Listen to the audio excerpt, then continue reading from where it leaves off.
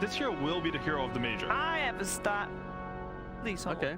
Oh, I'm waiting for the stat. waiting for stat. I'm waiting. Let's just look at her as she tries to look for put some pressure. Okay, AA in the wild cards, all the wild card games, it was picked 11 times out of the 17 games or 16 games or something like that, or 17 games, I think.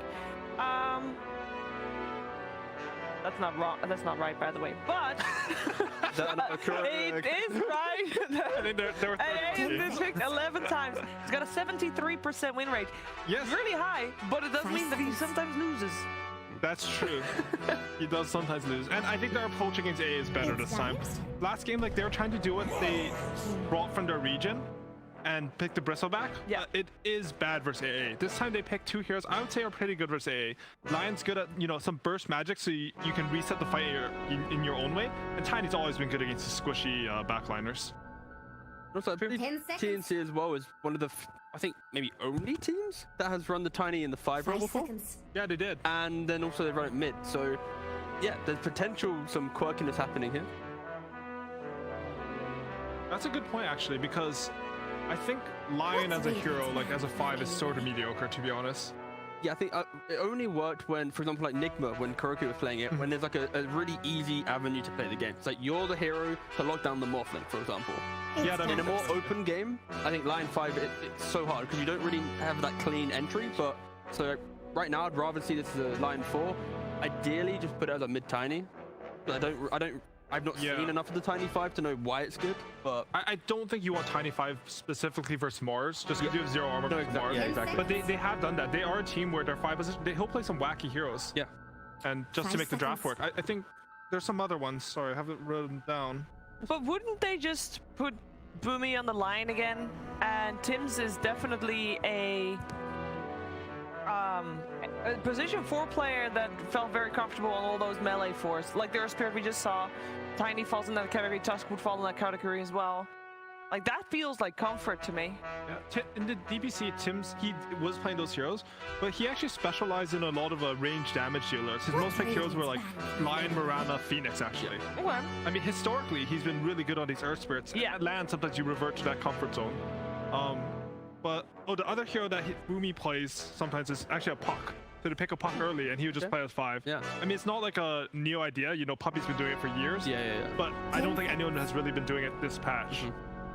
But that's the fun thing about 5 is if your vision game is on point and you know how to get through laning phase, any hero can technically play 5. Yeah. Like your job is literally just to be the guy who runs in first, the guy who has good warding game. Like if you have a unique way to approach the game from a different hero, you can utilize 5 for that very thing. I think it's because of the skill set of 5, as you were mentioning, right?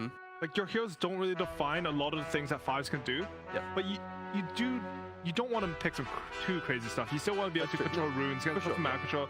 I like to call it like map presence. Like I just call it map for short.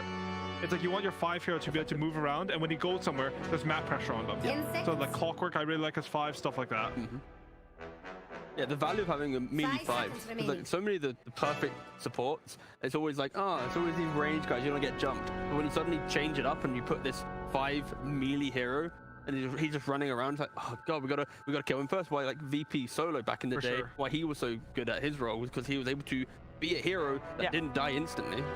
That's positioning so ogre. Was. Maybe is, I don't know. Like the really tanky 5 is what I'm referring to, not the player. Okay. Because like back then you would build like 5 bracers on Ogre. I remember seeing his inventory. It's literally 5 bracers. Fluffy hats are the new in thing, by the way. Fun fact, you can go to Fluffy's double branch. Just get like a 1k HP, walk to lane, don't need regen, get a couple bounties, bring the tangos out. You're a big boy. You can also buy 8 Fairy Fires to start with. That's true. Yeah. Jenkins taught me that one. You can also buy no items and rush a Vanguard. Jenkins also taught me that one. also taught me that one. I heard about that one. A lot of really good ideas. All right, Howard, we're on a panel together. Please, can we push the Refresher Mars thing? Oh, I don't think it's very good. The Refresher is a very good item, but I like it. No, because Refresher as an item, it can work on Mars for sure. Thank you. It can work on Mars. All right. I like down like only Mars. Pangolier Refresher was really good, and Bat Rider. I thought those two. All right, there we go. But Mars number 1. So they go with a Puck on TNC. I think that means this Tiny's probably. I mean, we don't know, right? They put Puck 5. Exactly. We like flex picks. You know, If you don't know what you're doing, EG won't know what you're doing. Ooh, a Rasta. That's a crit special right there. Now, EG is basically every single pick is like face up. You know, the Mars should be off lane, your Shaman is just your 4 A's, 5, etc. But they have, when you're playing against teams that are trying to be flexible, picking hard counters unflexes the draft, right? Because right now it's like, if you want to put your puck mid, we've already got the Shaman to deal with you. We've already got like the tankiness of the Mars to be present. So TNC, they're kind of putting themselves in a position of trying to be hidden, but it's kind of getting a bit more shown now because of EG's. EG's basically, their draft is just stable, right? Exactly, yeah. Like there's a thing, I've been watching some chess videos because I find their theory really fascinating. But when the opponent does a lot of like weird wacky moves, something you can just do is just make your foundation stable. Exactly. Like there's a reason why stuff is a standard in the game. Yeah. Like if they do something weird, you just go and beat. Ooh, okay. Night Stalker, okay. That's pretty unique. It's a good pick this game. That's one of the heroes that A is terrified of. Yeah. But it's one of those heroes where it's less about laning phase, because again, it's not going to win its lane. It's going to go for farm, but it's what they do as soon as that laning phase collapses. Those couple first night times, we need to see them playing together, be proactive. And I like this versus EG because your idea should be we get through lanes and we out-rotate them, outplay them after the laning stage. Night Stalker is one of those heroes that naturally does that, you know? Yeah. You need to survive the lane. 5 minutes hits. Even if you lose a lane slightly, you can kick out almost anyone. This is where EG, their response is instantly picking more tankiness. Yes. They've now picked 2 heroes to counter this puck. So if it is tiny mid, your DK is there. If it's puck mid, there's a DK there to be the counter. Night Stalker, his game plan is to feed off the supports. But if he's ever playing too aggressive, like there's a bit of disconnection where Night Stalker goes in, puck line and tiny, they need a couple items to join him. So before that timing comes in, this arena will once again be the big victor. And it's why EG was able to take that lead in the first game. Was Dark, so if someone was running in first, the arena has value. So Night Stalker, he kind of wants to be the one going in first, but if he does die straight away, TNC aren't going to be able to take that second fight. So yeah, arena is high value here, and Night Stalker has to be so decisive with which fight he takes. If you're flying from Night Stalker out here, I don't think you can get speared to the arena though. You Correct. You're above, just like the line Earth Spike. But you still get the arena trees, is right? yeah. You can still get speared to trees. The arena is super high value this game. But I'm just thinking like maybe they can play around that fact. I mean, at the same time, you have like Hex and DK stuff. Yeah. They're very stable sons on Night Stalker. Classically, what counters Night Stalker is tanky heroes, as you were mentioning, and just hard stuns. Yes. And like it used to be like Beastmaster, right? You had vision on him, and you just roared him, and you just killed this guy. At least this time, TNC, you know, they've got the last pick in the draft, so they can unflex a little bit of their quirkiness. Because right now, like, it could be Night Stalker off lane. Actually, Gabbi's even played Tiny Carry. Okay. Yeah, I don't think they'll do that. I think they should last pick a core this game for sure. Especially with the double tankiness of DK. Like, they're putting so much emphasis on killing supports. They kind of have missed the beat of how to actually kill cores right now. See, but like right now, like...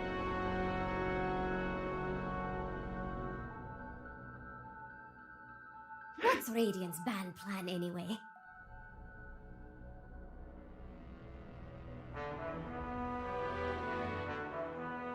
Dire should pick now. It's Radiant's turn to pick. Terror Blade.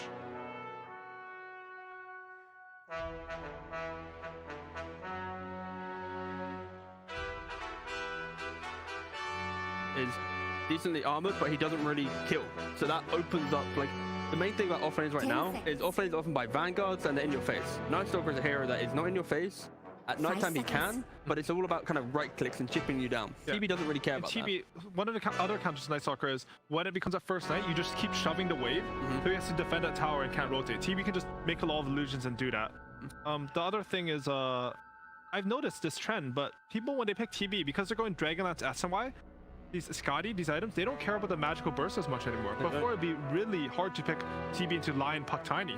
But I don't think RTZ cares. He might even get a cloak this game. Well, yes. Tank it up. But that's where TNC, they have to, again, we've said it so many times now, their laning phase, they need to actually be present, and they have to be the ones proactive. If they kind of slip into a rhythm of farm, that's where they will eventually, at minute 20, when they look at Terrorblade or DK or Mars, these heroes will innately be tanky. Mars might have a pipe, DK will just with levels, and then TB with this Dragonlance +1 build, they're going to have a lot of issues of bursting a single hero. So they need a fighting core. I think they should pick a Juggernaut, like something like this. They do need a fighting core. Yeah. They have to win top lane because Night Stalker is not going to have any pressure.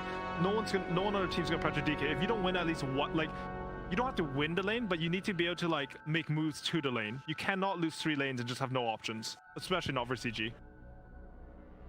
Well, they're running out of time in terms of that's all their bonus time they've got left. Yeah, I would say 20 one of the seconds. weaknesses of A is that he can't really zone the offlaner that much solo. So if you pick something like a Juggernaut and you rotate a Tiny 4 early, I can see them feeding off Ice this game. It's hard because he's Ice, but they need something like that. They go for a Spectre. Vector, okay. Not much of a fighting core, depending on hero build though. 2 right? point supports though. I can see him getting on top of them. I am a bit worried about this Terrorblade though. I don't know if they have the damage to deal with him when he gets BKB or even like a Hood or a Poke.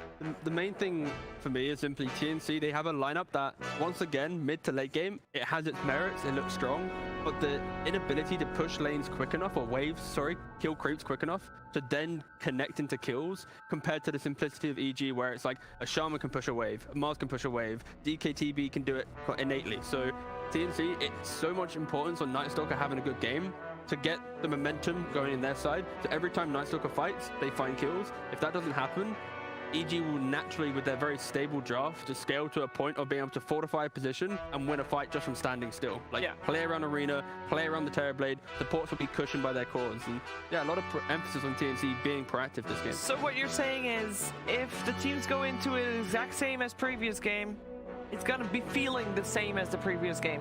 Yeah, I think so. Exactly. But I think TNC will make that adjustment. They're a good enough team to just be like, here's why we lost last game, here's how we need to adjust, let's execute. Yep.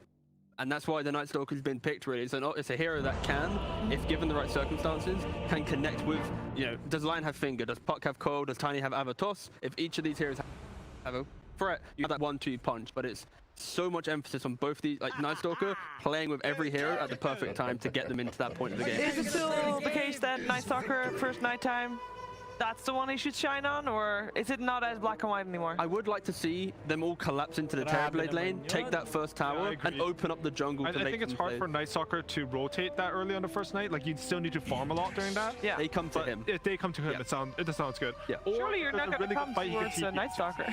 Sorry? Surely you're not going to go towards a Night Stalker at nighttime. Hey, let's see what... Oh, his teammates. His teammates. Yeah. I was going to say. Honestly, though, sometimes the best way to deal with these temple heroes is just to go pressure them more. Sometimes it works. Yeah. Well, let's find out if that will work this game and how the Night Stalker will indeed do in this game 2 between EG and TNC. We're heading over to our commentary duo of ODPixel and Fogged. Yes, thank you again, Sheev. Yeah, EG versus TNC game 2. Looking like another rough one. Does feel like EG's gotten again of this really solid stable draft, again with the basis of the Mars and the AA, which they look so comfortable with, and they've got RTZ on one of his best heroes, the Terrorblade. Owen, thoughts? Yeah, I mean, you know, seeing that the RTZ Terrorblade coming out is going to be pretty scary here for TNC. They've obviously decided to slap out themselves an old big carry for Gabbi, the Spectre. Do you like that approach here? I mean, Spectre against the Terrorblade? How does this matchup sort of work out down the line? It feels like it's going to be hard for them to get the pacing of the game. I feel like EG's got so many different ways to actually pressure buildings, pressure objectives. DK, Shaman, and TB, they're going to be able to hit all these buildings and just get that tower advantage, I feel, a lot earlier than TNC is going to be able to make the moves. But TNC, they do at least have the combo, right? The Puck and the Spectre, I've seen this one actually have some pretty good success when you do pop the double ultis to kill those backline heroes, but it does feel very hard. I think EG's gotten exactly what they want, and I mean, Mars is just looking like the absolute best offlaner, as we've seen, 80-something% win rate across so many games, always allows you to win these team fights. And again, I feel like EG's got the team fight advantage with this draft. Okay. I mean, one thing that they do have, TNC, though, is they have a lot of burst, right? You know, in that mid game, are they not going to be able to cause issues for the Terrorblade and blow them up? Because this isn't a Terrorblade backed up by any sort of defensive, saving supports. Is that not going to be something they can abuse, or is there a reason to not be worried about that? As long as they can find him. I think that's the biggest thing is with these Terrorblades is sometimes you're not even going to be able to get to him. The images are going to be pushing out. And I've been seeing in pubs, like the newer kind of style build, like Curtis was talking about, like AY was saying, is this Dragonlance S and Y. And then you actually just go stats. Instead of leveling reflection, you get 1 point of that reflection for the fights. And that's just about it. You max up on those stats. You get really tanky and you're not that afraid of big burst damage. But we'll see. We'll see how it all ends up happening. Also, reflection in lane, very strong ability. I've been seeing people getting it at level 1 now. We see RTZ doing that right away. Very good versus Night Stalker, as Curtis pointed out as well. You get the full vision. You pop it on that Night Stalker at nighttime and you get to see everything inside of the fight. So we'll see how it all ends up kicking off. All All right, then looking at sort of the other lanes. I mean, last time round we saw Gabbi having a bit of a slow start on the Wraith King. Is that going to be the case again here? Do you expect Crit and Ice and the Shaman Mars duo will be able to pressure the Spectre early on?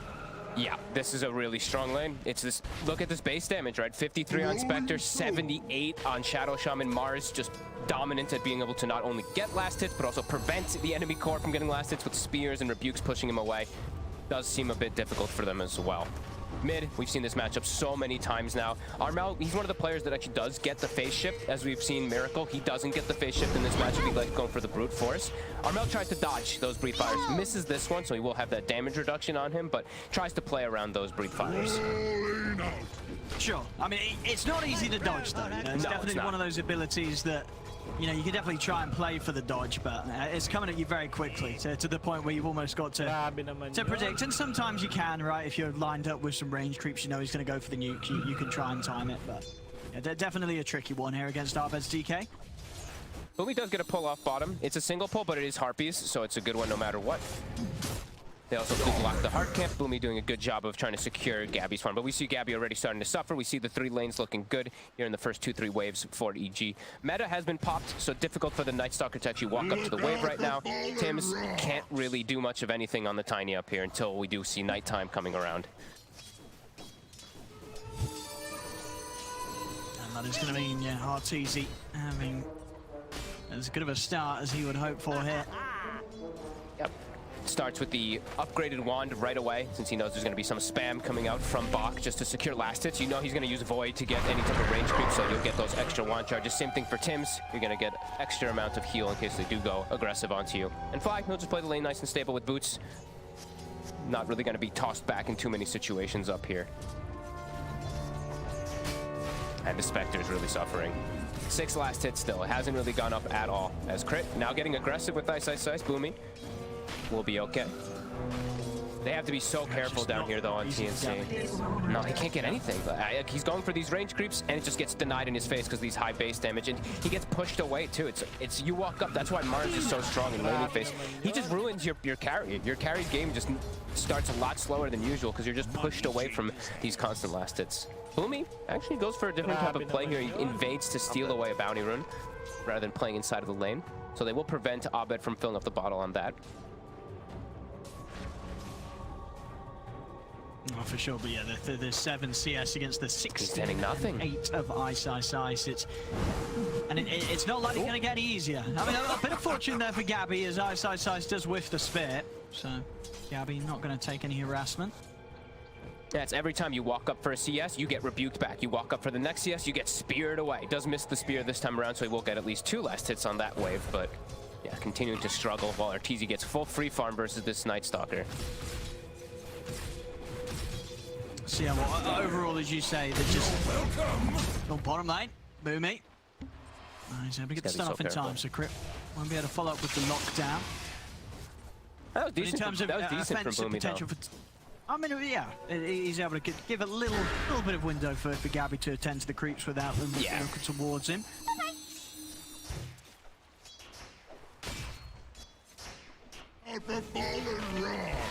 Oh yeah, this top lane is definitely going to be a problem. RTZ, we saw what he was able to do last game when he had free farm, and on a Terrorblade, it's going to be even scarier. This laning stage going perfectly for our tour, 24 and 12. I mean, all 3 of their cores yet again here, EG. The laning setup has been perfect, and so far in these first 5 minutes, TNC no signs of really being able to slow down EG's laning stage.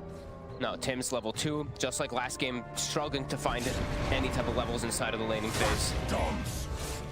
Bottom again, Gabbi just continued to get rebuked, speared away from creeps, gets denied. Another range creep from Ice denied. They're struggling down here quite heavily. Is catching up 20 to 22, but you see those 10 denies on the Mars. You see 6 denies on the Shadow Shaman, so they're prioritizing just getting those range creeps. And again, of course, an excellent game for Ice to set up. Every time having that AA backup, and of course down the line the Terrorblade is just that good controlled area that Ice will be able to set up in, and RTZ can just walk in and do the damage. Yeah, and we do have to say, you know, for Armel, he is countered pretty hard in this game. It's not like we saw the other day from what Secret did play versus Nigma, where they had like 5 different forms of silences and just fully countering the puck, but he is playing versus DK, he's playing versus Shadow Shaman. These instant stunts can be very problematic for Armel, who does feel like he has to have a pretty explosive mid-game for them to have a shot in it. Look at their eyes over the coming walls. over. Yeah, they've got the coil and they've got the tiny, so they can actually toss out of the coil to get for that extra damage, perhaps, onto Abed. I mean, they're gonna try it. Here we go with the coil and the toss back into the stun. See if they have the damage. He's still got 12 one charges in a fairy fire. He will pop it. He heads over to the side. Flying grid turn up. Abed. Another all comes through. Armel still trying to find it. They will finally get it. They do manage to bring down Abed there. On turn towards Crit, they might be able to pick up the Shaman as well. Armel's going to have the orb up in a second. Next comes out from Crit. Crit can do anything in return. He can't. Armel gets a second. Have another orb in a moment here if you want to try and go for Fly. Excellent stunt from Boomy. Catches Fly. TNC with some beautiful moves here around the mid as Armel gets the triple. TNC this time around, this game, they're prepared. And as you said, you know, Armel, he's got to pop off. He's got to hit that button.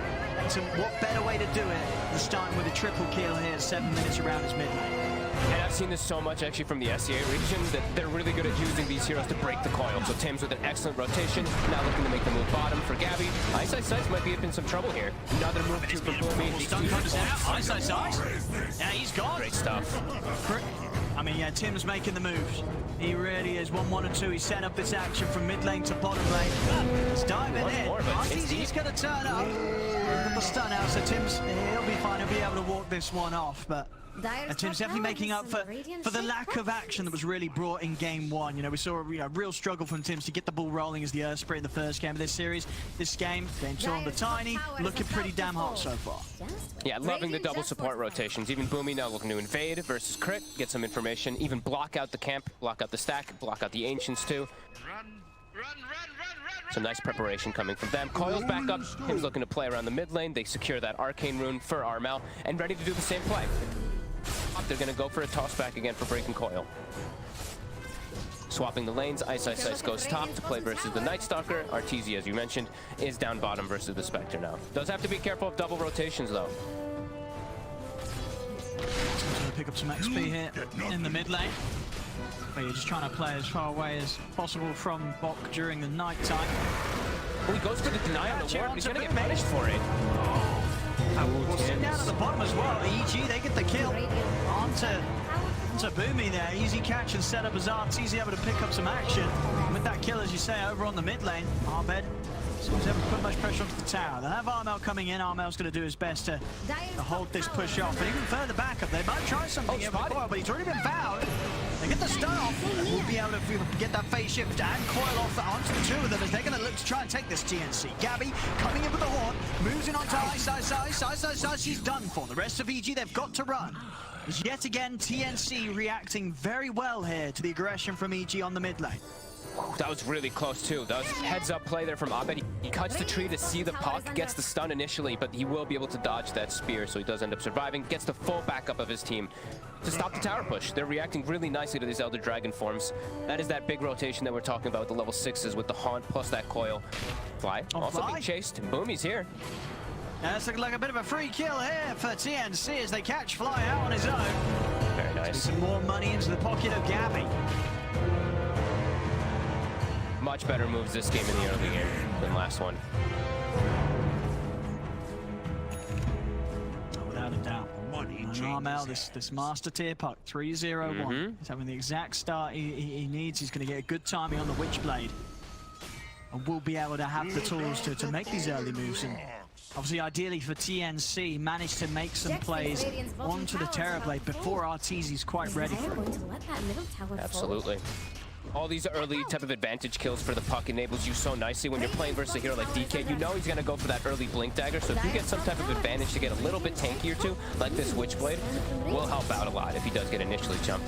Bottom tower will drop, as we mentioned. EG does have a very strong pushing lineup, but looks like they might get a trade top. This Catapult Wave is on the tower. Gabbi and Tim's look like they're probably going to be able to secure it. How's our levels looking? Shadow Shaman is 6, but the AA is only level 4, so they won't have Ice Blast for quite a long time. Boomy? Well, no, near Ice Ice and Crit, but Boomy's going to be able to find Ice Ice Ice. Just some of the Hex. Boomy's going to get dropped from Ice Ice Ice in an attempt to hold them back from chasing, and they're going to turn their efforts over towards Crit instead. To bring down the Shaman, that's the arena down, and not too much achieved there as Ice Ice Ice has to use it defensively. Nice smoke break by the Lion, force that arena defensively, and they don't have the AA6, so Fly, he's got to find somewhere to actually get those levels so that they can have that AA blast on top, because otherwise they have to commit Shadow Shaman wards with that Mars arena to go for any type of kill. If Abed's not there, they don't have the damage until AA blast is online. And everything's still blocked over here, as we mentioned. You know, that hard camp from Boomy that he blocked down on the Dire Ancient side, still blocked. Ancient's going to get cleared once, but then it's blocked. That's going to be really big to slow down RTZ's farm. He already has the Dragon Lance, so he is pretty tanky already, but that's going to be quite impactful, and they're already looking to invade. They've got the Dark Ascension available from the Night Stalker, even if it isn't nighttime. So they are quite powerful right now. Haunt up also in 8 seconds. Invisibility. Radiant's middle tower is under attack. Gabbi just doing his best to catch up with RTZ. RTZ is still in that top spot. It was good of a lane at the beginning that he did have, and the fact that he has been able to continue in this 12 minutes to find places to farm that TNC have yet to be able to make the moves into. So some good map awareness here from Artur as he's able to stay completely off the radar here. They want to punish this up top. Fly's kept this lane steady for quite some time now, getting that level 6 just about done on the AA. They want to go for a kill here. We see the puck rotation, but there's a ward. It is going to be able to spot them out. Fly should be safe. Fly positioned very carefully. Ideally trying to waste as much time as possible here for the TNC. You know, if they're trying to make moves on him, the rest of his cores are fine. ZG, they'll smoke up from the mid. Arbed and Fly. They want to go for a big reveal here with the Blink Dagger pickup on Arbed. They want to try to go for some big objectives. They do still see these heroes in their jungle, though. The ward is going to get dewarded. See which move they make. Is it going to be on mid, or is it going to be to clear out these pesky heroes in their side?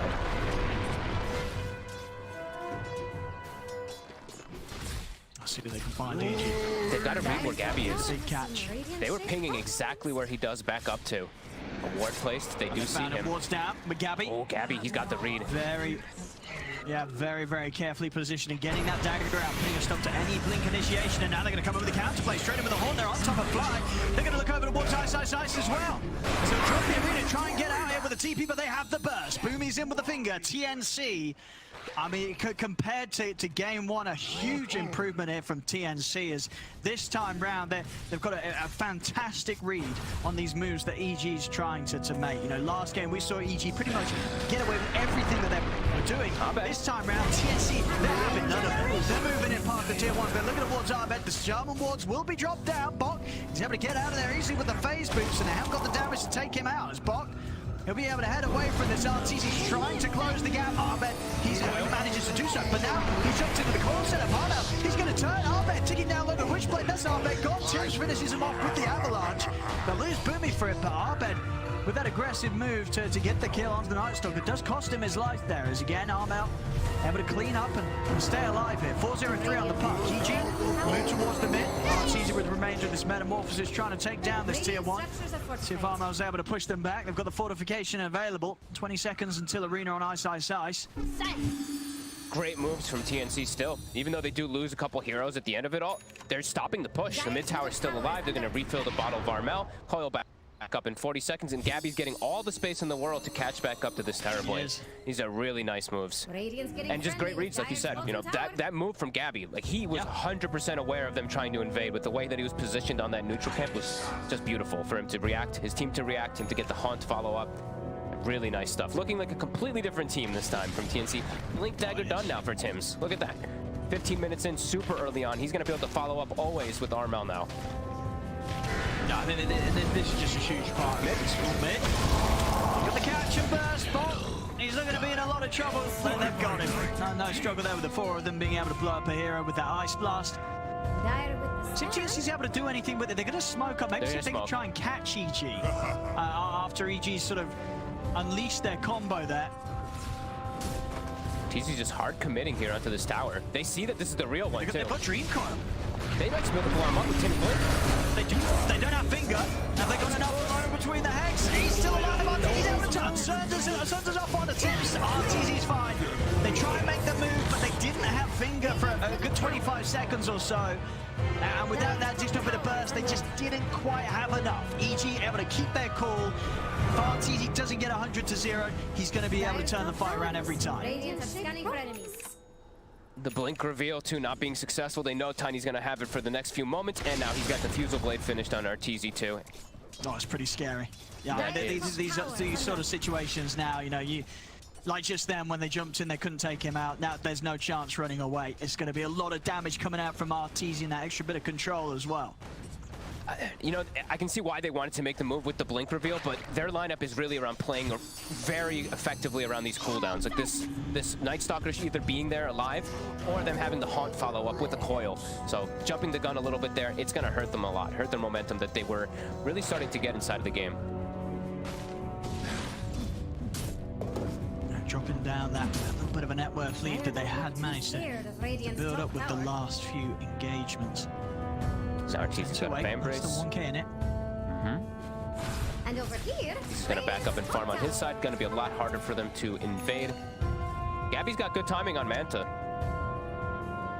It does, but I guess what the game plan for TNC around this Spectre is it looking like they're trying to go for a bit of a slower, more late game ramp up, you know, compared to like RTZ with this Diffusal Blade BKB. You know, if you go in this Dragonlance Diffusal BKB, is EG's plan sort of to try and close this game up before the Spectre really gets there? No, I think EG knows they're gonna have to fight back because TNC's gonna just constantly fight around these cooldowns. So I think this approach by RTZ is absolutely right. He knows they're gonna just all in on him to kill him. So that's the way that this draft works. When you have this Puck, when you have this Spectre, when you have all this burst damage with Lion as well, it's all about deleting a hero instantly. EG's is kind of similar though. You know, they have this AA, this Mars, so it's kind of just a similar fight back. And there is now a lens also on crit, so they have to watch out from how far they can get caught from. Boomy, bit out of position there, will get caught out, but it's just a 5 position. Yeah, Armel has to be very cautious of his position. Aether Lens on this Shaman, max Hex, has to be careful. So sort of overall, as you say, RTZ, even when he has the BKB, you don't think there's necessarily going to be any urgency from EG to start running down lanes to push the advantage. This still very much could be a game that RTZ is just going to continue to hit the creep, split the lanes up, and play for whatever portion they feel is going to be nice at this. Yeah, they just know that they have to fight back because it's going to get forced at sometimes from TNC. They also have a great pushing lineup, so if they're always forcing these lanes in, they're going to get that map advantage. They're going to be able to get these Roshans because they have this easier objective taking with the Shadow Shaman and the TB. Hims. Little casual toss. Try to slow down this push. That's ready to go. Takes it down with a blink inside, but Boomy, he'll get caught in the arena. He goes down. While trying to step in here onto RTZ, but RTZ's fine. I bet actually with the jump stun onto Box. Box in trouble. Hex is out. Box gone. Double kill for RTZ. The tower cleaned up as well. As EG get away with the tier 2 push, and TNC not able to pull together a defense. He's so tanky now on RTZ. Even though he didn't go for the S and Y build, he's got a Van Brace. He's keeping it on the strength Van Brace too. So HP and now, they caught him! He was out with the orb, but Arbet ready to catch him with the Dragon Tail.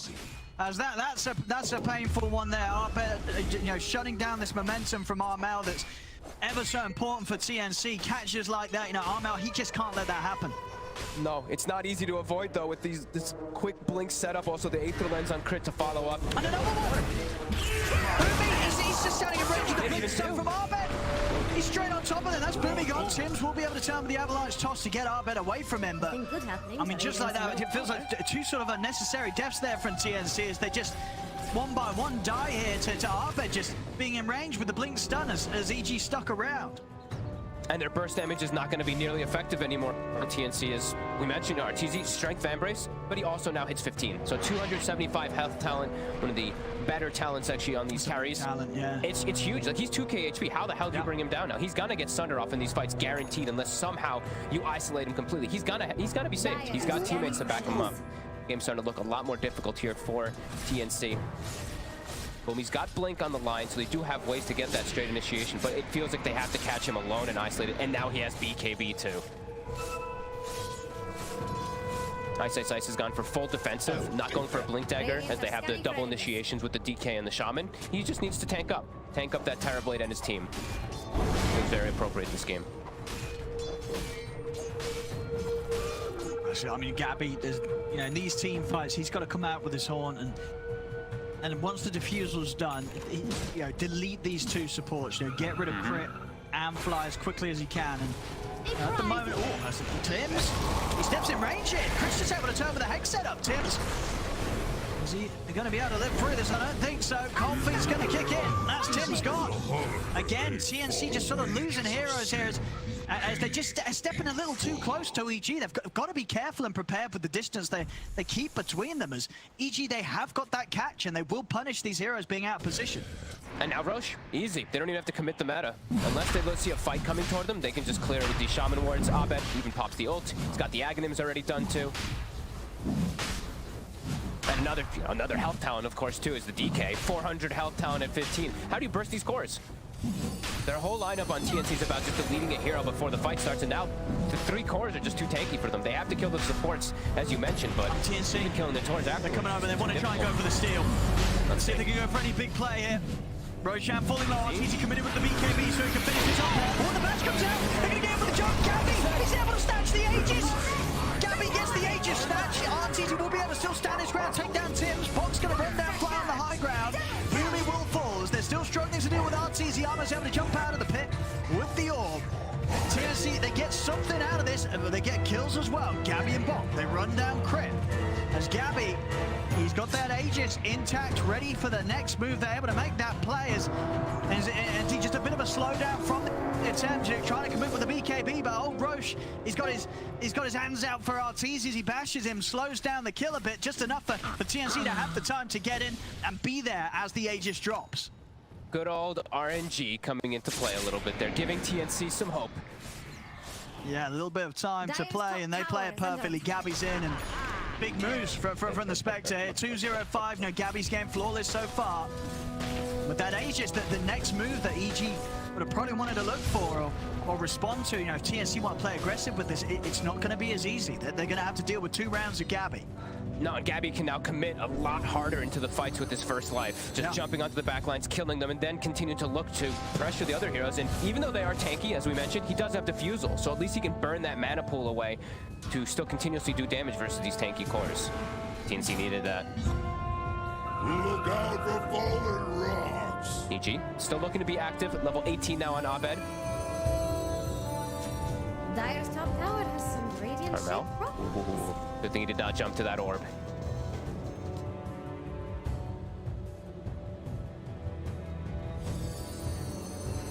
EG slowing things down a little bit now. Stand on their half of the map. Arbet tries with the jump and pops the Elder Dragon Form, but Armel, he's out. He is out, so able to avoid Arbed now, whilst this Dragon Form has been popped. So another smooth move here from TNC will slow down EG's potential a little bit. Arcane Rune, but Armel, he gets caught. Say that, no, Arbed, he's able to get on top. Armel's got an orb in a second, but the arena is down. Armel, has he got any escape? Will drop the Dream Call, orb out to the side. Armel, he's away. Actually manages to make it out there. Looks to be a bit spooky as Arbet gets that jump on him, but Armel will make it out alive. What a madman. I cannot believe he jumps into the river to try to get the rune away from 3 heroes.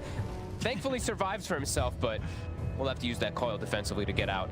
They do have Haunt back up in 5 seconds on TNC, but now that coil is down for 50, they probably have to wait a moment before looking for the play. But I do see them grouping up, so maybe they won't wait.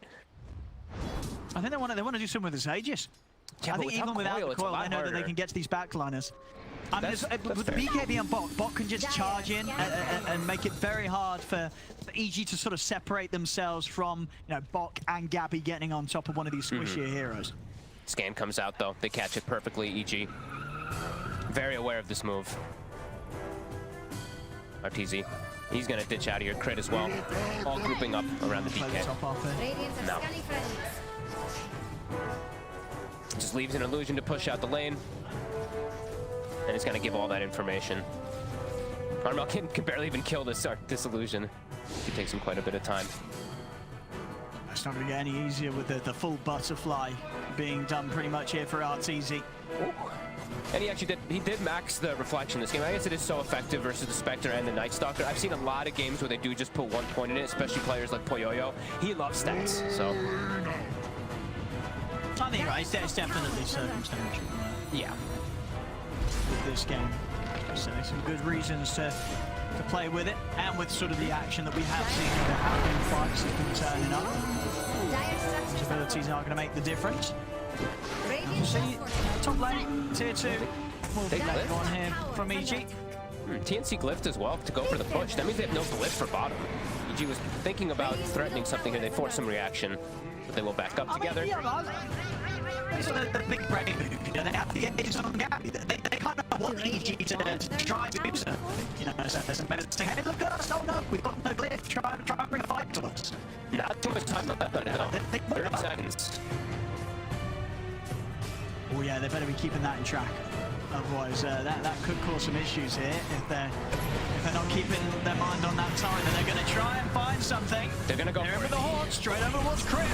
With the illusions in upon him as well. Try and turn the lockdown onto Gabbi. Crypt is not going to be able to get out. As they take down the 2 squishes. Both supports fall on EG. Armel jumping in with the control on twice side. RTZ trying to step up with the BKB. As they're stepping back now. TNC Gabbi still got that Aegis available. Side will be brought down. It's down to just Armel and RTZ now. RTZ with no BKB. Gabbi, Aegis times out. We'll give him the full health and full mana though, which might be enough to give him the strength to get back in there. Box trying to have a look at the 2 of them. It's just down to these 2, Arben and RTZ. They're ready to try and take them on 2v4. Arben jumps back in with the Dragon Tail, getting in aggressive. Arben trying to get over towards RTZ on the backline. They've got the damage to take down bot. Tim's threw him in. Oops. Oh no, he did not want him. Oh, no. Oh wow, there you go. You know, Tim's. You got to be careful how close you get to this man. As yeah, next thing you know, you're getting a first-class ticket on the old Tiny Airlines. As yeah, that's dead for 25. And the two tanky cores, Abed as well as RTZ again, taking both of the health talents at 20 as well. I've seen more Conjure Image duration talents, but 8 stats. You can see why this game. 20 strength, always on this DK as well. Very effective. Yeah. They're going to be these beasts in the fight that we see that TNC can't really deal with, even if they're isolated, even if BKB is down from the Terrorblade. They still have to be quite afraid of RTZ and Abed. I mean, that was, yeah, it was literally, what, a 2 versus 4 situation, and nothing that could be done from TNC. They end up losing a hero. So, yeah, big struggles. And that is going to be a problem, you know, considering as we saw, you know, that the start of that fight for TNC, I think it went exactly how they wanted it to. You know, they get the quick kills on the easier heroes, but then now at this point with how farmed out season Arbed is, it's sort of a question of what's next. How are you actually going to get the calls? Gabbi? Did he get caught? Oh, the stun! Ooh, that was close. That was very close there. It was between the DK and the Spectres. Gabbi just gets out with a TP, but not quite landing in time. What did he say? Perfect TP there. And I don't know what Abed said. They gave him a question mark though. I don't think Gabby's happy with that one. Well, hang on. Let me get up the old translate. Can you translate for us? Was he saying lag or something? Because I see the ka. Usually the ka. No, well, I'm sure it's something nice. It was something nice. It was something nice. Okay, I'm sure it's something nice. It was something nice. Oh, and it was. I've actually got the translation because I am fluent in Filipino. It was. You were almost there. He was saying he was very close. Maybe you're saying like I almost got you. Oh wait, something like I get it. Yeah, it was something referencing how close that was. So okay. Some friendly little chat there between the two. Fair enough. No drama. It was very unfortunately, close. We love the drama, but it was a nice little bit of ban. Yeah. Gabby's got to be. He just sent the Manta illusions out. Crit's on the hunt. Got the dagger, hiding through the trees. DK form ends as well, so they don't have that free path into kind of hunt for him here. They're swinging over. TNC is smoking. They've got the Lincolns finished up on Armel too, so he's safer versus these stuns. They find fly. Crit. He's gone. RTZ coming in with the BKB. Ichi did their best to split up. Instant buyback from Fly. He's stunned. He can get it on RTZ. This time they're surrounded him. And he's not getting any help. Fingers out. RTZ is gone. Boomy there, rolling in the dollars. As he's just picked up 791 gold there for ending that godlike streak at RTZ with the big old finger. Oh, huge play at RTZ, perhaps regretting. He popped that BKB so quick inside the fight when they were going in onto the backlines, onto these squishier heroes. Gets caught out. TNC. Very nice moves around the map, and now Gabbi's got a Scotty. Is Zyder going to let that middle tower full? Ooh, That's huge. I mean, this is a big window now. A long time without the Terrorblade. TNC getting some good work done here out on the map.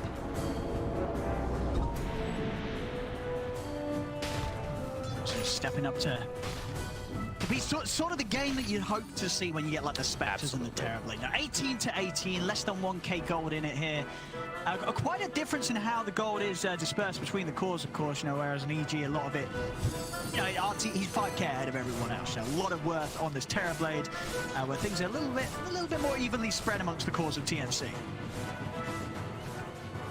Yeah, they did get, of course, you know, Boomy, he's got the Philly. He's got the Philosopher's Stone, so he's always going to be getting a little bit more gold than the other supports on the other side. He's going to start getting pretty rich on this Lion. And Tim's, he's been having a pretty good game besides that one toss where he did kill his teammate. It's been a lot better performance from him. Yeah, he's getting some money to play with. I mean, what's he picking up here with the gold? He's going E-Blade or what? E-Blade, I'd imagine, yeah.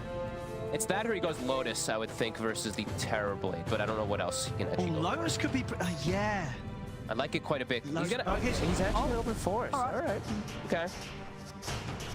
Forcing. Okay. I mean, Force is always good versus like this, versus these combos, versus like the hexes and versus hang on, Boomy.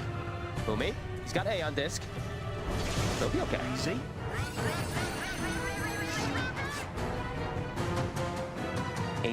What's the game plan now for both sides? You know, EG, are they sort of saying we want to sit back, get the Satanic done on RTZ, or how do they avoid sort of situations of that last team fight going the way that they did again? They just need to get the jumps themselves rather than getting jumped on, which is quite difficult. They will get a grab onto the Night Stalker here. And the box skull. And it's right around Roche too. That's true, it's up and ready. TNC last time came in with a pretty nice steal of the ages. They're definitely kitted up to go for it again. Gabbi's going to TP back to base, make sure he's full up on the mana. He has got the horn to turn up. He's carrying a Dust as well too, very important. Fly has a Glimmer Cape, but that's not going to save him versus this. EG, jump forward. They're going to try and start the fight with the high ground. Ahmed jumps in onto Tim's. Tim's able to force out of the side. There's a cover of the horn. Gabbi, he's moving over towards Fly. Bot charged in with the BKB straight on a crit. Crit's gone. So is Fly. They get the two supports. Bot trying to get himself out of the range of Ahmed and RTZ. He's up to the high ground. Ahmed will find it. Gets in, takes down the Night Stalker. She back over towards the focus of RTZ. RTZ getting tossed back into the Hex. Ahmed still with that strong Elder Dragonfall, cleaning them up though. Over towards Boomy. Boomy will get burnt down by the Breathe Fire. Dragon Tail down to Tim's. EG, they'll get themselves the stronger hold of this fight as they do not lose a single one of their cores. RTZ, Ice, and Ahmed, again, just proving to be a little too tough for them to take down. Two supports still dead though on the side of EG. Gabbi starting the Roche. They're gonna buy back. Abed scouting. Bashes again. Coming into play, but Abed's losing all his mana. He's completely drained. He's out of mana. He's not got any one charge. Zebra, he's got nothing to play. There's a DD as well in the river. Gabbi, he's got DD. Turns over towards Ice. She's just blown up at Tim's. Able to deliver him straight into the face of Gabbi. Ice is going to buy back, but with this DD, TNC, too fast. going to attempt to take him down the road pretty quickly. Armel, he's jumping up to RTZ over towards the side. 13 seconds until the BKB's up. RTZ can't command on this as Gabbi takes down Roche. He picks it all up. They get everything from the pit this time round, TNC. EG get nothing. Great way of resetting the fight. They're like, oh, meta's down, DK form is down, we know we can continue this fight. And they stopped the blink. I saw that from Tim's. Very nice play from him. Abed was trying to sneak in to perhaps go for a stun and steal the Roche, but Tim's actually covers it nicely there. Big moves from TNC around the pit. I mean, Gabbi's still less than 1k. Of course, money having to be spent there on the buybacks, but sure, the way they bought back and set up to make sure they got everything there, absolutely worth it for TNC in terms of the long term of this game. You know, Gabbi's got the dispersion, so he can jump onto the heroes easier also, without having to use a haunt. He can maybe jump onto these Shadow Shamans or whoever did the last instance of damage onto him.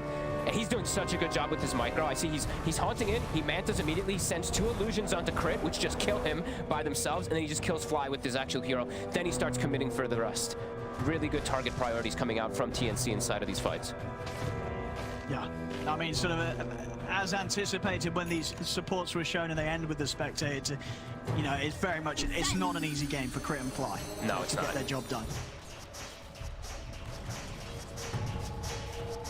Fly, being pretty sneaky down here.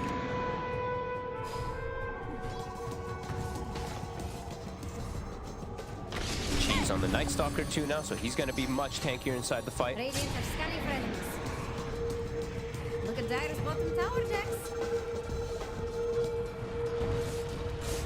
Well, very close game, but that Aegis could be the X factor here for TNC. I think we're seeing as well, just with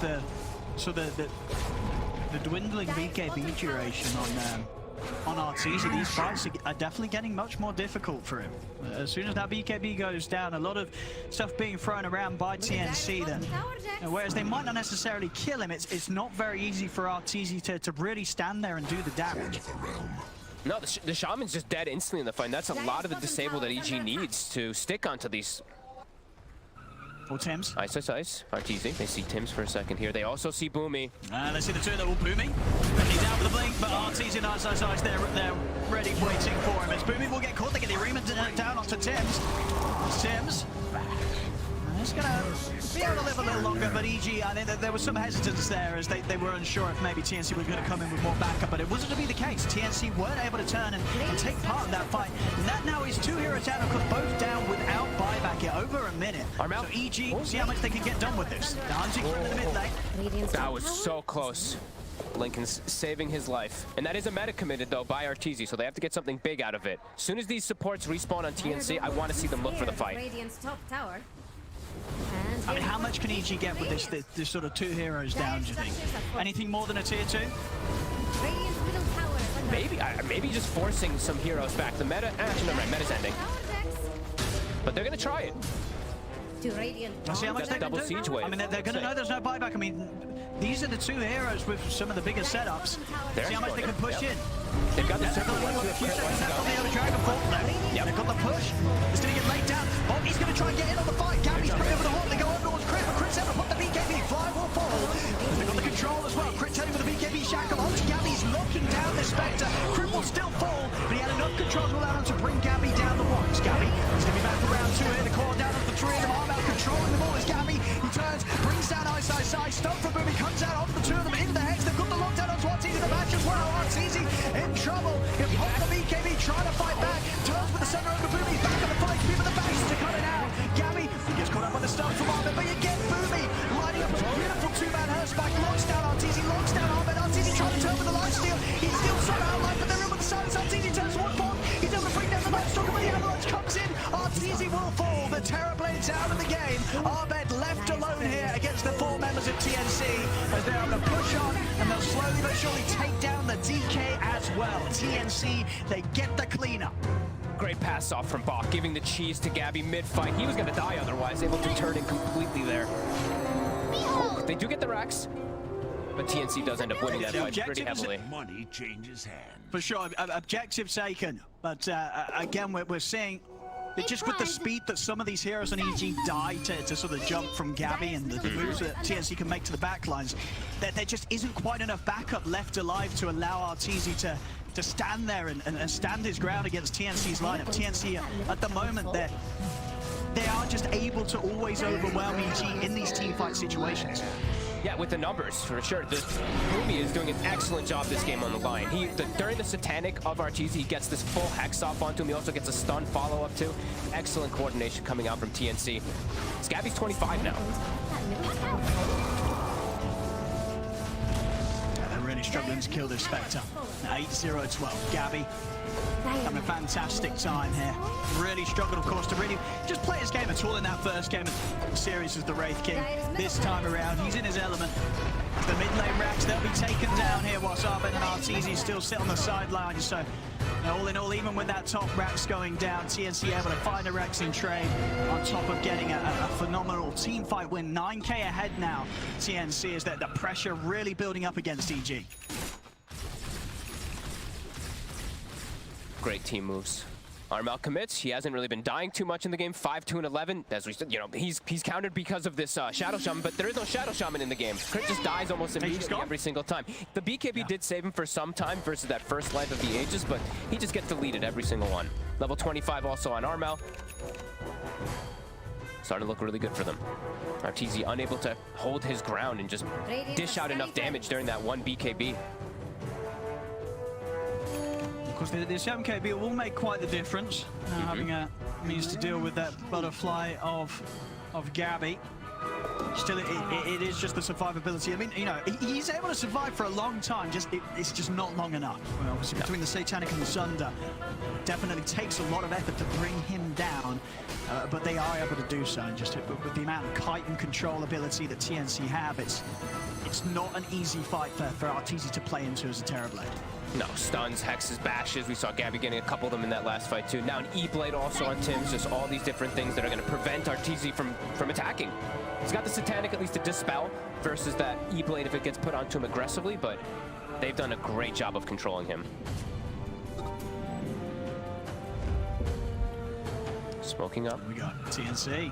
They cleared the area too, so they know there's no vision on top of this smoke. Trying to claim a high ground. Got the haunt at the ready. They've got everything. Nice. Right into it.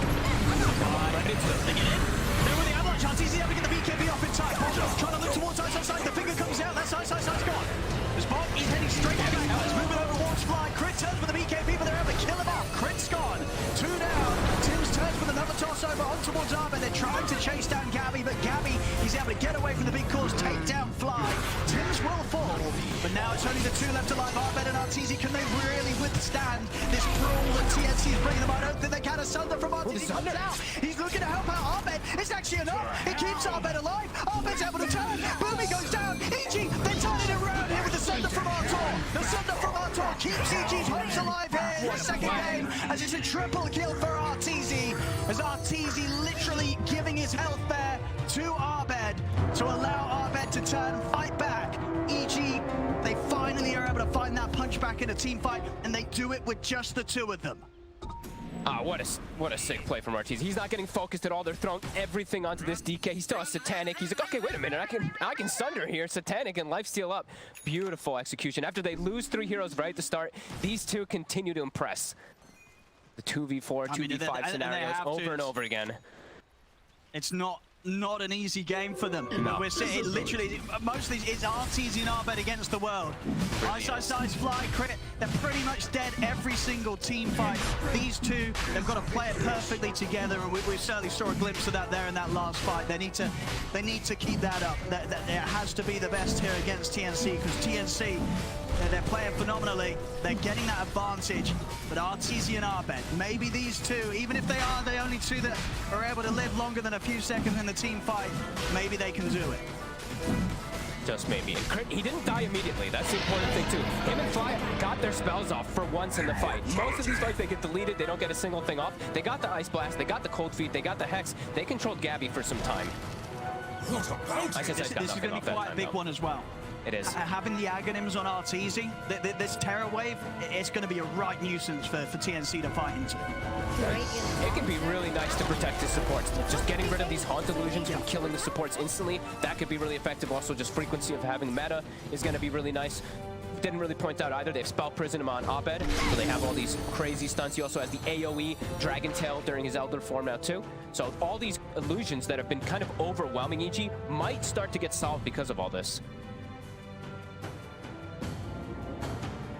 Look at Dairo's bottom tower. Also, Timeless Relic on Crit. So if he does survive in the fight, his duration of his disables are going to be substantial.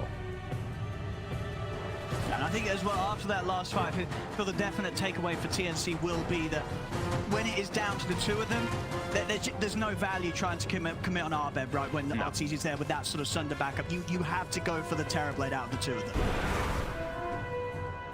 It is tough to make that decision though, because the Breathe Fire is very effective through all stages of the game. He does have the talent now also, so he does have 55% damage reduction. If he does survive, he continues to blow those out. It's going to keep RTZ a lot more survivable. Up to high ground. Serpent Ward's being cleaned up. Tim's back. Tim with a deep toss back here. Gets the catch of Arbet into the Hex. Arbet is going to get personal on Tizzy again. Is he able to keep him alive enough? Is Arbet still living? He does it once more. Arbet will not die here thanks to the backup of Artor. The bro plays. So they won't lose anyone here, EG. They get the objective. Melee rack's done. No lives to be lost as EG. They'll head back now, look to reset. God, it looked like he died for a second. I got a lag spike. I was like, wait, did he die or was it So Sunder? close. He did get the It was Sunder. close. It was really nicely coordinated by TNC, but again, not getting the disable onto RTZ. Now they at least know, right? This is where you start to recognize things. You make these mistakes, you start to recognize, wait, now we're gonna need some type of silence or hex. If we go for tossback plays, we have to address the Terror Blade, the Sunder plays that are coming in. Meta's still down. There is a Terror Wave they have to worry about, but they're looking to catch something. Let's see what TNC can do with this timing. Looking to hit EG when they might not be prepared for him. Tim's is in with a jump combo. Straight away they look towards the back lines. RTZ turns over towards Bog. They've got the hex control. Bog's getting locked down here by Crit Bog Scott. The Night Stalker will be lost. EG, they're prepared for the jump and they turn it around. Night Stalker gone. Carmel jumped in. Do they see him? They got a glimpse of him for a second. He's okay. It's a hard catch unless a blind spear will do it, but no, not going to be the case. Armel into the trees away. Tried to catch something there, but all of EG was prepared. Now a full refresher on our TZ2.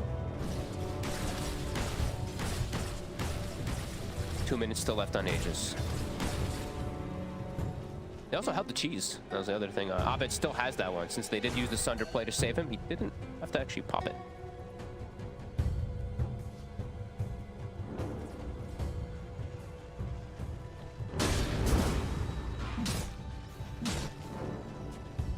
Let's see if they can protect this final set of racks at TNC. EG ready to come in hot on the bottom lane. Full AC coming out on the courier. Abed does spend quite a bit of his gold as tossback play. It's on RTZ. Another toss back, but BKB's out straight away. RTZ trying to step back over towards Tim's. RTZ now looks towards now. Gabbi popping the ult here. He's pushing in. Gabbi's been hexed. They've got the space for the tower to go down. Armel's trying to jump in to push them back. Tim's has walked back. The call out onto the two of the back lines. Coming in with the horn. Moving out of Fry. Flies out a little bit with the Ghost Scepter. Jump in from Tim's. Jetting him to come onto RTZ. RTZ's out of turn. Holds his ground. Tim's is going to fall slowly but surely. He's up to the high ground, but the damage is done. Tim's will go down. He's out for 110. So's Boomy. Monk will manage to commit onto Crit, but RTZ and Armed, they're full HP. They cannot tackle these two. It's an ultra kill for RTZ as EG, they'll clean up the team fight yet again. There's Armel. It looks to be another catch here. Has he got any fancy footwork that he can pull off? It doesn't look like it, and in fact, there it is. A deserved rampage there for RTZ. After he's had a fantastic few fights here, the saving of his teammates, and it pays off there on the scoreboard. Rampage for the Terrorblade, 22-10 as EG, they're ready to close this one up. There's buybacks available for Armo and Gabbi. What can they do? They need something big. RTZ still with the Aegis.